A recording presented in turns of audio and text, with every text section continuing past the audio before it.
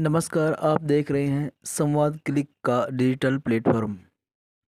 Channel को देखने से पहले लाइक, सब्सक्राइब व शेयर करना न भूलें।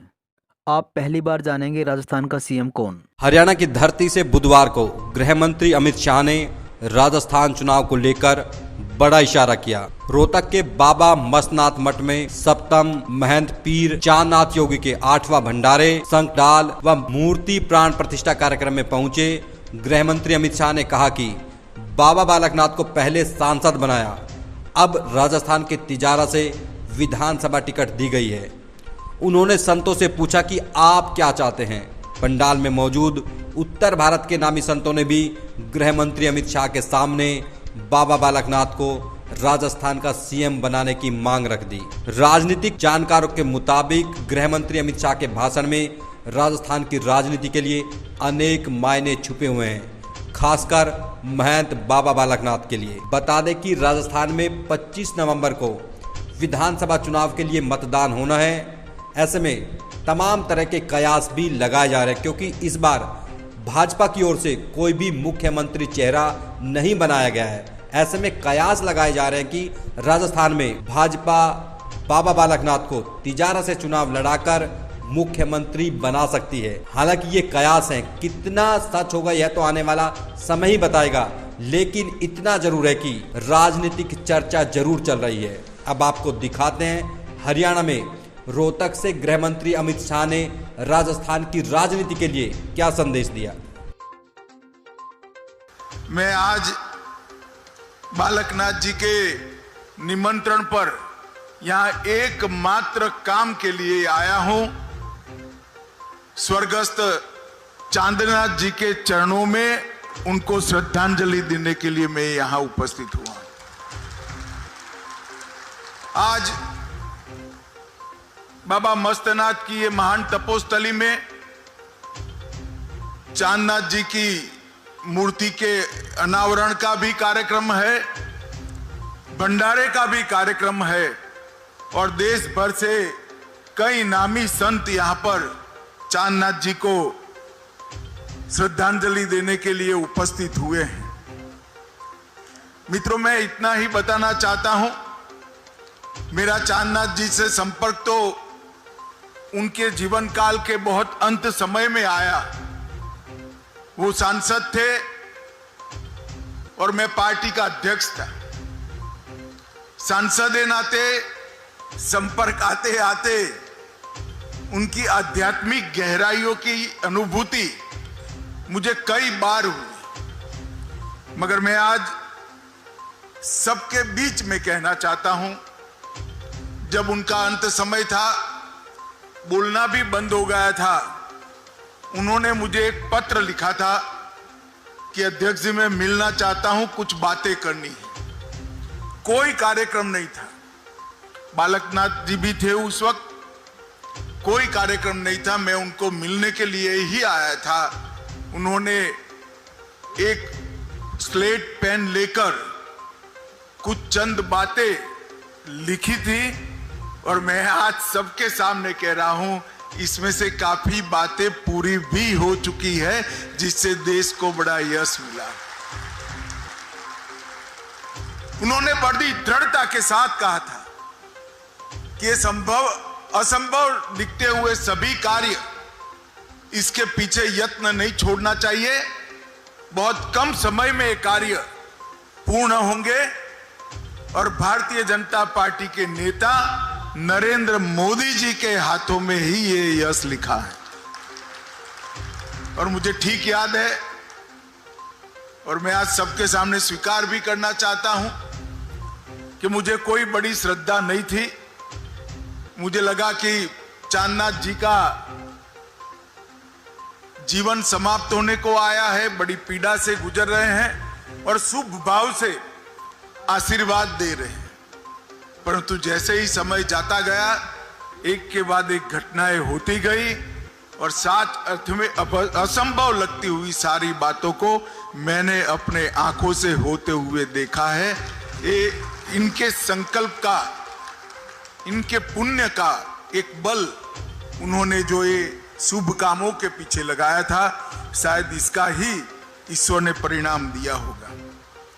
मित्रों, भारत अनेक संप्रदायों की भूमि, हजारों सालों से, अनगिनत सालों से यहां अनेक ऋषियों ने, मुनियों ने यहां तपस्या करते करते सृष्टि के अनेक रहस्यों को उजागर भी किया है और उसको आगे बढ़ाने का काम भी किया है। उससे एक संप्रदाय नाथ संप्रदाय है।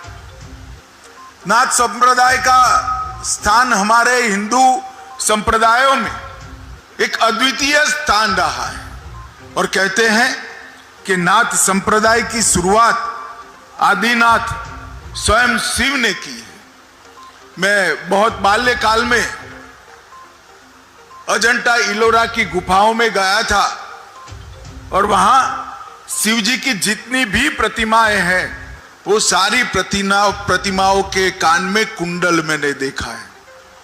और नाथ संप्रदाय भी आज भी आदि गुरु की स्मृति में कान में कुंडल लगाकर वो परंपरा का वहन करता है। और नाथ संप्रदाय में 9 नाथों की परंपरा में इसी स्थान पर महंत चौरंगी नाथ से लेकर बाबा मस्तनाथ से लेकर यहां पर अब बालक नाथ जी तक कई संतों ने समाज सेवा के अनेक आयाम यहां घड़ने का काम किया है। और इसी के कारण आज इस मठ के प्रति पूरे पंथक में, चाहे हरियाणा हो चाहे राजस्थान हो, एक श्रद्धा भाव का प्रादुर्भाव हुआ है। और इसके साथ साथ मठ ने आरोग्य और शिक्षा के क्षेत्र में भी कई महत्वपूर्ण संस्थान भी बनाए और एक प्रकार से यज्ञ भी चालू किया। मुझे मालूम है जब कोरोना का काल आया, मैं सभी स्वयंसेवी संस्थाओं से बात करता था। हरियाणा में जो 5-6 संस्थाओं से मैंने बात की थी, इसमें एक बालकनाथ जी से भी बात करी, परंतु अविरत रूप से इस मठ ने आगे बढ़कर यहां पर सेवा का एक यज्ञ करा था। और यहां पर 8वीं शताब्दी से जो सेवा की परंपरा चालू रही है, महंत चांदनाथ जी को भी मिला था और अब उनके शिष्य बालकनाथ जी ये परंपरा को आगे बढ़ा रहे हैं। भारतीय जनता पार्टी कई बार संतों महंतों को नीति घड़ने वाले हमारे स्थानकों में प्रवेश का प्लेटफॉर्म रही है। महंत चांदनाथ जी भी राजस्थान में विधायक रहे, बाद में अलवर से सांसद बने। बालकनाथ जी भी अलवर से सांसद बने, अब राजस्थान में विधायक बनने के लिए फिर से जा रहे हैं। और ये परंपरा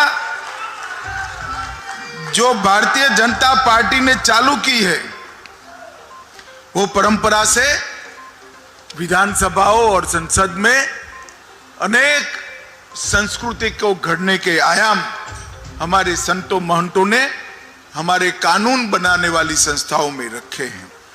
मित्रों, आज मैं जब यहां आया हूं तब एक बात का जरूर जिक्र करना चाहता हूं। अभी अभी एशियाई खेल 2022 समाप्त हुए और हम सब के लिए आनंद का विषय है और हरियाणा के लिए और आनंद का विषय है कि एशियाई खेलों में 100 से ज्यादा पदक जीतने का सबसे पहली बार आजादी के बाद भारत को सम्मान मिला है। हर खेलों में, चाहे टोक्यो ओलंपिक हो, पैरा ओलंपिक हो, डैम्प ओलंपिक हो, थॉमस कप हो, कॉमनवेल्थ हो और विश्व चैंपियनशिप की प्रतियोगिताएं, हर जगह पर 2014 के बाद उत्तरोत्तर भारत ने प्रगति करी। इसका मुख्य कारण है मोदी जी ने खेलों के लिए सिर्फ भाषण नहीं किए, गांव से लेकर राष्ट्रीय स्तर पर प्रतिभाओं की खोज करना, उनकी ट्रेनिंग की व्यवस्था करना, उनके वित्त पोषण और शरीर के पोषण की चिंता करना, प्रतिभाओं के बीच में से पारदर्शी तरीके से खिलाड़ियों का चयन करना और उसके बाद वो खिलाड़ी विश्व के रिकॉर्ड के बराबर हो तब तक उसके खेलों में उन्नयन के लिए सतत प्रयासरत रहना। अनेक विध योजनाएं और अनेक विध कार्यक्रमों के माध्यम से खेलो इंडिया जैसे कार्यक्रम तो एक प्रकार से मैं कह सकता हूं गेम चेंजर साबित हुए। खेलों के क्षेत्र में भारत जब देश आजादी की शताब्दी मनाता होगा तब हर क्षेत्र की तरह खेलों में भी भारत विश्व में सर्वप्रथम हो, इस प्रकार के इंफ्रास्ट्रक्चर की रचना हमारे प्रधानमंत्री जी ने की है।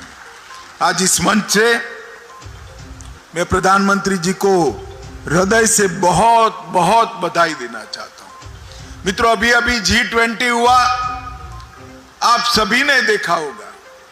G20 में दुनिया के कई देशों के राष्ट्राध्यक्ष एक साथ सुबह राष्ट्रपिता की समाधि पर एक साथ पहुंचकर महात्मा गांधी को श्रद्धांजलि देते थे। वो दृश्य समग्र भारत के लिए गौरव का दृश्य है। और मोदी जी ने जो दिल्ली घोषणा पत्र रखा, वो दिल्ली घोषणा पत्र को इतनी विषम अंतरराष्ट्रीय राजनीतिक परिस्थिति में, जब युद्ध चल रहा है यूक्रेन और रसिया के बीच में, पूरी दुनिया बटी हुई है, सर्वानुमत से पारित कर राष्ट्र को बहुत बड़ा यश दिलाया है। और कई सारे ऐसे फैसले हुए हैं जो आने वाले दिनों में हमारे अर्थतंत्र को गति देने वाले सिद्ध हो गए और कूटनीतिक क्षेत्र में भारत को बहुत आगे ले जाएंगे। आज यहां पर मैंने एक फिल्म देखी, बाबा मस्तनाथ का समाधि का मंदिर, एक कॉरिडोर, भव्य कॉरिडोर जो चांदनाथ जी का स्वप्न था, उसका काम भी बहुत आगे बढ़ चुका है। वो हमारे लिए बहुत आनंद का विषय है। विगत 9 वर्ष के अंदर देश के प्रधानमंत्री नरेंद्र मोदी जी ने कई सारे हमारे सांस्कृतिक धरोहरों को पुनरुद्धार करने का काम किया है, पुनः चेतना प्रस्थापित करने का काम किया है। कई सालों से हम राह देख रहे थे, 550 साल का संघर्ष और एक आंदोलन रहा। अयोध्या में राम मंदिर श्री राम की जन्मभूमि पर बने।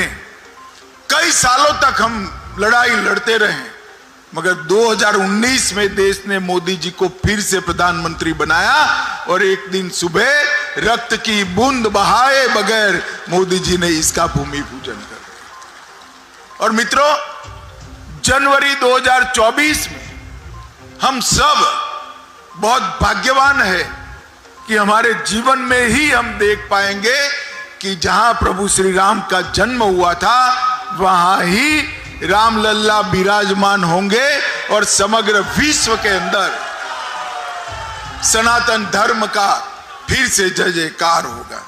इसके साथ ही औरंगजेब के समय में तोड़ा हुआ काशी विश्वनाथ कॉरिडोर फिर से बना, उज्जैन में महाकाल कॉरिडोर बना, सोमनाथ सुवर्ण से मंडित हो रहा है, केदारनाथ और बद्रीनाथ का पुनरुद्धार हुआ, करतारपुर कॉरिडोर बना और कश्मीर में शारदा पीठ, आदि शंकर की शारदा पीठ की पुनर्स्थापना करने का काम यही 9 साल।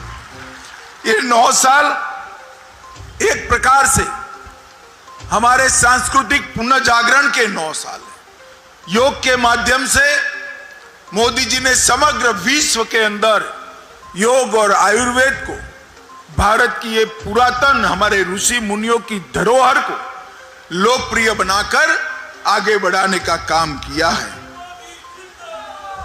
और इसके साथ ही काशी तमिल संगमम, काशी तेलुगु संगमम और काशी सौराष्ट्र संगमम के माध्यम से दक्षिण और उत्तर को जोड़ने का काम भी मोदी जी ने कहा है। और पार्लियामेंट का जब नया बिल्डिंग बना तब पूरे विधि विधान के साथ चोल साम्राज्य के प्रतीक धर्मदंड सेंगोल को हमारी पार्लियामेंट के अंदर प्रस्तापित करने का काम नरेंद्र मोदी जी ने। और इससे समग्र देश के सांस्कृतिक और आध्यात्मिक आंदोलन को एक बहुत बड़ी गति और चेतना मिली। आज यहां पर महंत चांदनाथ जी की मूर्ति का अनावरण हुआ है, भंडारा भी हुआ है। महंत चांदनाथ जी के मेरा संपर्क उनके जीवन के अंत काल में ही आया, परंतु कई बार उन्होंने मुझे कई प्रकार की आध्यात्मिक अनुभूतियां कराई है। मैं महंत चांदनाथ जी को आज बड़े मन के साथ भावपूर्वक श्रद्धांजलि देता हूं और आशा करता हूं कि बाबा मस्तनाथ की तपोस्थली ये भूमि से अभी भी सैकड़ों सालों तक सेवा की और धर्म की सरवाणी यहां से बहती रहे और लोगों के जीवन का कल्याण हो। यही ईश्वर प्रार्थना के साथ मेरी बात समाप्त करता हूं। वंदे मातरम। भारत माता की जय।